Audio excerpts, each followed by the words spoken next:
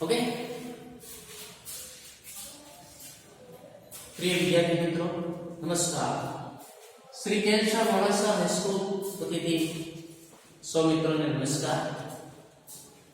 આપણે આગળના બે વિડિયોની અંદર મિત્રો બે નિબંધની ચર્ચા કરી રહ્યા. શ્રમનું ગૌરવ, ભ્રષ્ટાચાર એ શિષ્ટાચાર, અને આજે આપણે બીજા નિબંધની ચર્ચા કરવાના છીએ કે આજે આપણી રાષ્ટ્રીય એકતા જોખમમાં મુકાણી છે. મિત્રો, આજે આપણી રાષ્ટ્રીય એકતા જોખમમાં મુકાણી છે. આ ટાઈપ પૂછાય અથવા ફક્ત રાષ્ટ્રીય એકતા વિશે પૂછાય તો હું જે ચર્ચા કરું છું એની જ ચર્ચા તમે રાષ્ટ્રીય એકતામાં પણ લખી શકો. તો નિબંધ લખતી વખતે ધ્યાન રાખવાનું કે આપણે પ્રસ્તાવના ધારદાર હોય, મુદ્દા પ્રમાણમાં આપણું લખાણ ધારદાર હોય, આપણો ઉપસાર સારો હોય તો આપણો નિબંધ ચોક્કસ એડિટિવ થશે. નિબંધ લખતી વખતે વિષયની અનુરૂપ કેટલાક ભાષાના કોટેશન, ગુજરાતી ભાષાના કોટેશન, સંસ્કૃત શ્લોકના કોટેશન, કેટલીક ગુજરાતીની કાવ્યપંક્તિઓ એ વિષયને અનુરૂપ આપણે એ મૂકી શકીએ તો તમારો જે નિબંધ છે એ ચોક્કસ એ દેખો છે.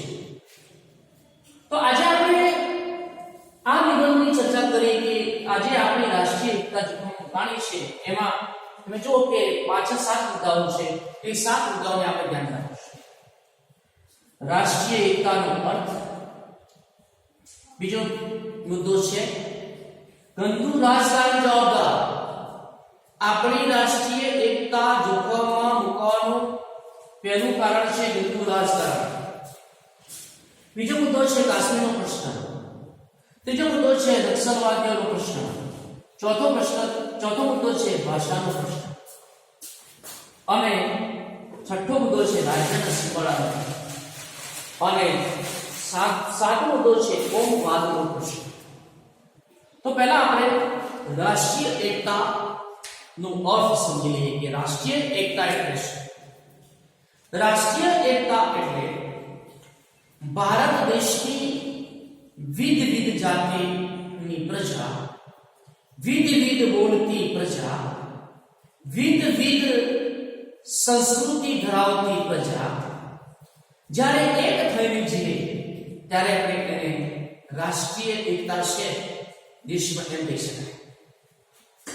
પરંતુ મિત્રો, આજે આપણી રાષ્ટ્રીય એકતા એ જોખમ મુકાણી છે. ભારત દેશમાં જ્યારે 16 યુગ હતો ત્યારે રાષ્ટ્રીય એકતા આપણા દેશમાં જોવા મળતી હતી. અને રાષ્ટ્રીય એકતા હતી એટલા માટે ભારત દેશમાં 16 યુગ હતો એમ કહેવાતું હતું. પણ મિત્રો, કોણ જાણે કેમ કે આપણી લોકશાહીની એક એવી નજર રાખે કે જેના કારણે આજે આપણા દેશની અંદર આપણી રાષ્ટ્રીય એકતા જોખમમાં મુકાણી છે. અને લોકો જે પ્રાચીન સમયની અંદર જે લોકો એક થઈને જીવતા હતા એ લોકો આજે એક થઈને જીવતા નથી, પણ અરસપરસ વેરની ભાવના, અરસપરસ દુશ્મનાવટ અને એના કારણે રાજ્યની અંદર અનેક પ્રશ્નો, દેશની અંદર અનેક પ્રશ્નો એ ઉભા થયા છે. તો અહીંયા રાષ્ટ્રીય એકતાનો અર્થ એની આપણે ચર્ચા કરીએ. રાષ્ટ્રીય એકતાનો અર્થ સમજીશું તો આપણને આ નિબંધ લખવાની મજા આવશે. તો રાષ્ટ્રીય એકતા જોખમમાં મુકાવાના જે કારણો છે એમાં પહેલું કારણ છે કે ગંદુ રાજકારણ. ભારત દેશ આઝાદ થઈ ગયો. ઘણા વર્ષો પછી ભારત દેશને આઝાદી મળી. આપણા રાષ્ટ્રપિતા ગાંધીજીએ એ સત્ય અને અહિંસાની દ્વારા આ દેશમાંથી અંગ્રેજોને બગાડી મૂક્યા અને દેશને એમને આઝાદી અપાવી.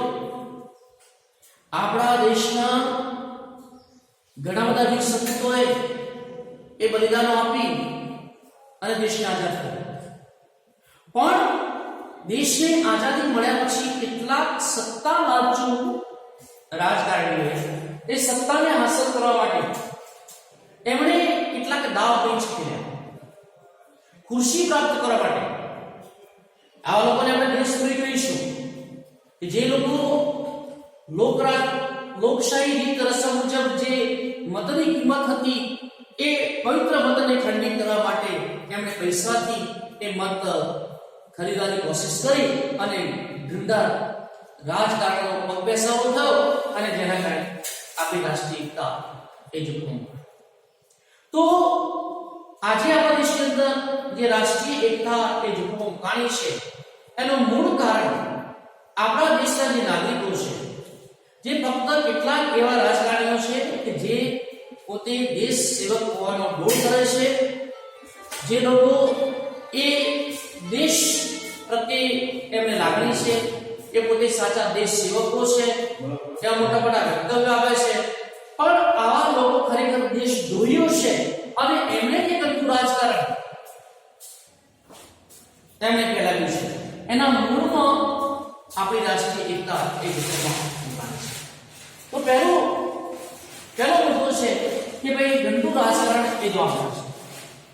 પછી તમે જુઓ કે ભારત દેશને આઝાદી મળી, દેશ આઝાદ થઈ ગયો, પરંતુ દેશ આઝાદ થયા પછી ભારત અને પાકિસ્તાનના એ ભાગલા પડ્યા અને ભારત અને પાકિસ્તાનના ભાગલા પડ્યા પછી આપણો એક પ્રશ્ન એ જેને કહીએ કે વિકટમાં વિકટ આપણો પ્રશ્ન છે અને આઝાદી મળ્યા પછી પણ જે પ્રશ્નનું સોલ્યુશન આવ્યું નથી એ પ્રશ્ન છે કાશ્મીરનો પ્રશ્ન. ખરેખર કાશ્મીર એ આપણું છે, કાશ્મીર એ આપણા દેશનું મસ્તક ગણાય છે અને જો પાકિસ્તાનના જે નાગરિકો એમ કહેતા હોય કે આ કાશ્મીર અમારું છે તો ખરેખર એમની વાત એ વ્યાજબી નથી. ખરેખર ભારત દેશની આઝાદી મળ્યા પછી આપણા જે કરારો થયા આઝાદી મળ્યા પછી કાશ્મીરનો પ્રદેશ એ આપણો છે અને રહેશે અને આ કાશ્મીરના પ્રશ્નના કારણે તમે જુઓ કે આજે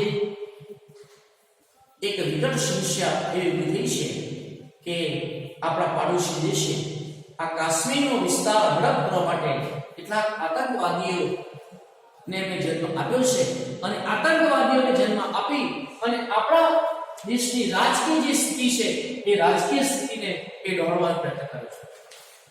અને એના કારણે તમે જુઓ કે આ ભારત દેશ આઝાદ થયા પછી આ કાશ્મીરના પ્રશ્નને કારણે ઘણા બધા નાગરિકો, ઘણા બધા સૈનિકો અને ઘણા બધા દેશ સેવકો એ લઈ આવ્યું છે અને આ સુધી પણ આ પ્રશ્નના કારણે આપણા દેશમાં એ લોહી વહી રહ્યું છે અને આ વિકટ પ્રશ્નનું આ સુધી એ સમાધાન થયું. તો અહીંયા મૂળ પ્રશ્ન એ કાશ્મીરનો પ્રશ્ન એ વિકટમાં વિકટ પ્રશ્ન છે અને એના કારણે આપણી રાષ્ટ્રીય જે એકતા છે એ રાષ્ટ્રીય એકતા એ જોખમમાં મુકાય છે.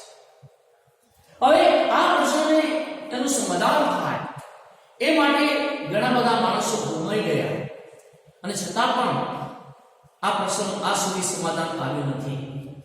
હવે બીજો પ્રશ્ન તમે જુઓ કે ભારત દેશની અંદર પ્રશ્નો એ ઉભા થયા છે. આ નક્સલવાદીઓ, તમે જુઓ કે નક્સલવાદીઓની એવી માંગણી છે કે જે દેશના નાગરિકને શોભે એવી નથી એવી નક્સલવાદીઓની આ જે માંગણીઓ છે અને એ માંગણીઓ એ પોતે સરકાર તરફ કરી માંગણીઓ મૂકી અને એક પ્રકારની અશાંતિ એમને ઊભી કરી છે અને જેના કારણે આપણે જોઈએ કે દેશની અંદર આ નક્સલવાદીઓના કારણે પણ આપણા દેશની અંદર એક અશાંતિ એ ઊભી થઈ છે.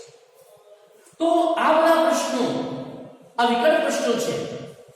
કેટલાક માણસો આ પ્રશ્નોનું સમાધાન થાય એવું ઈચ્છતા નથી, જ્યારે કેટલાક જે દેશ સેવકો છે એ કેટલાક દેશ સેવકો આપણા દેશના આ વિકટ પ્રશ્નોનું એ સમાધાન થાય એ માટે એ અવિરત પ્રયત્નો કરી રહ્યા છે અને એમણે તમે જુઓ કે હાડકાનું પાણી કરી નાખ્યું છે અને છતાં પણ આ પ્રશ્નો હજી સુધી એનું સોલ્યુશન કોઈ આવ્યું નથી.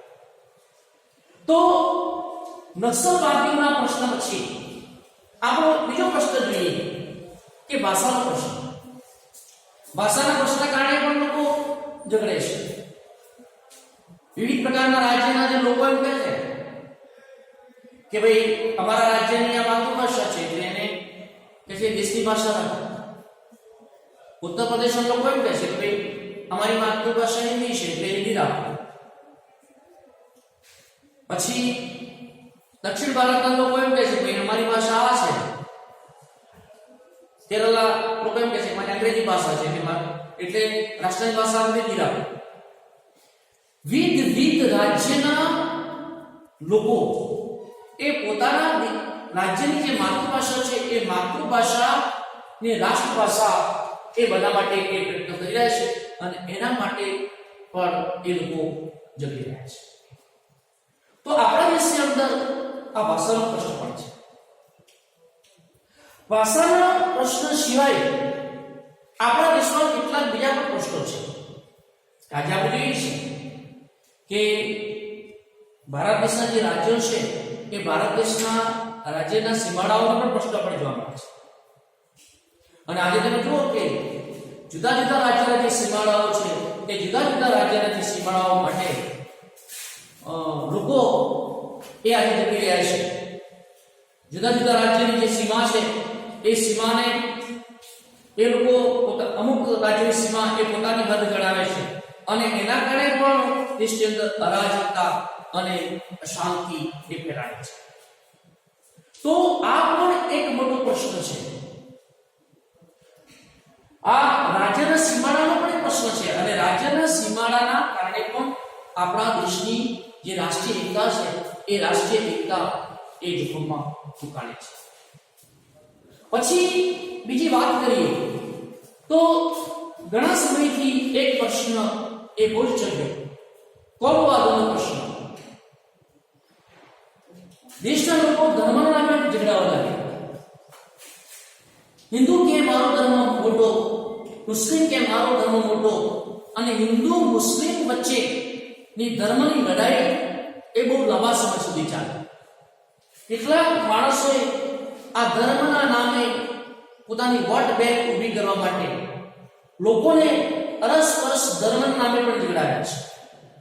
અને આ સુધી જુઓ કે હિન્દુ અને મુસ્લિમ વચ્ચેનો મુસ્લિમ વચ્ચેનો ઝઘડો, આ ધર્મનો ઝઘડો એ ઘણા સમય સુધી ચાલ્યો અને જેના કારણે પણ આપણે જોઈએ છે કે ભારત દેશની અંદર અરાજકતા અને અશાંતિ એ વ્યાપી. તો આ કોમવાદનો પ્રશ્ન એક મોટો છે. ભારત દેશ એ લોકશાહી દેશ છે. ભારત દેશના બંધારણની અંદર એવું કહેલું છે કે દરેક ધર્મ સમાન, બધા ધર્મો મારા છે, બધા ધર્મો સરખા છે અને આપણે અરસપરસ એ ધર્મ સહિષ્ણુતા રાખવી જોઈએ.